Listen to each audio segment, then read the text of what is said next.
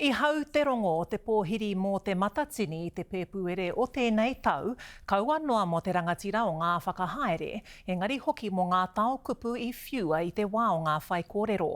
I tū te puehu i waenga i ngā māngai o Ngāti Whātua Ōrākei me Waikato Tainui o tirā me te kīngitanga, ko te mana ki te puku o Tāmaki Makaurau te take.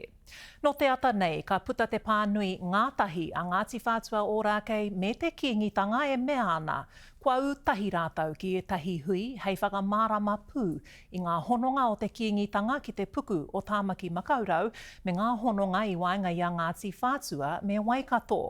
He mea puta te pānui nei tō mua i te kaupapa kātū ki Tāmaki Paenga Hira hei whakamaumahara i te kotahirau e ono te kaumārima tau no te koroneihana tuatahi o Kīngi Pōtatau te wherowhero me te kaupapa o te kīngitanga.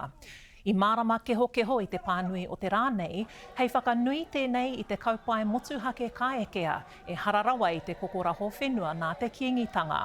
E ai anō ki te pānui nā te tupuna rangatira o Ngāti Whātua Ōrākei nā apihai te kawau i tuku tētahi pito whenua e 3 eka te nui kia Kāwana Hobson hei tūranga mo te taone nui o Tāmaki Makaurau. Kapi ana i tēnei ko te whenua o Pukekawa, o tirā te wāhi e tū nei a Tāmaki Paenga Hira i aia nei.